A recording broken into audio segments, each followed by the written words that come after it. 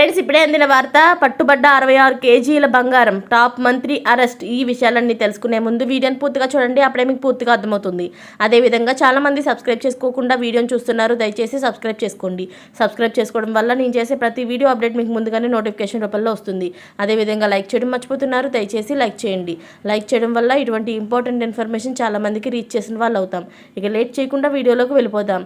సార్వత్రిక ఎన్నికలు సమీపిస్తున్న వేళ ఎన్నికల అధికారులతో పాటు పోలీసులు తనిఖీలు నిర్వహిస్తున్నారు. సార్వత్రిక ఎన్నికల తనిఖీల్లో భాగంగా విజయవాడ టు హైదరాబాద్ వెళ్లే జాతీయ రహదారి NH65 పై ఆదివారం నిర్వహించిన తనిఖీల్లో 14 కోట్ల విలువైన 66 కేజీల బంగారం స్వాధీనం చేసుకున్నారు. కంచికచర్ల మండలం పేరికలపాడు గ్రామం 65వ జాతీయ రహదారిపై వాహనాల తనిఖీల్లో భాగంగా ఎన్నికల ఫ్లయింగ్ స్క్వాడ్ టీం సుమారు 14 కోట్ల విలువైన 66 కేజీల బంగారం, వెండి ఆభరణాలను పట్టుకున్నారు. హైదరాబాద్ నుంచి విజయవాడ వైపు వెళ్తున్న బీవీసీ లాజిస్టిక్స్ వాహనాన్ని తనిఖీ చేయగా భారీగా బంగారం, వెండి ఆభరణాలు పట్టుబడ్డాయి.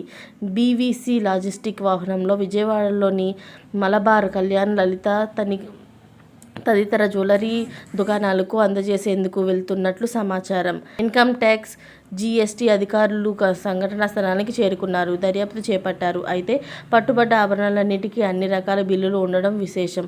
పట్టుబడిన 66 కేజీల 740 గ్రాముల గోల్డ్, సిల్వర్ ఆభరణాలను అన్నింటినీ కూడా టోటల్ వాల్యూ 14,11,99,897 రూపాయలుగా బిల్లులు తెలుపుతున్నాయి. ఇలాంటి లేటెస్ట్ అప్డేట్స్ అన్ని మీరు ముందుగానే పొందాలి అనుకుంటే ఛానల్ని సబ్స్క్రైబ్ చేసుకోండి.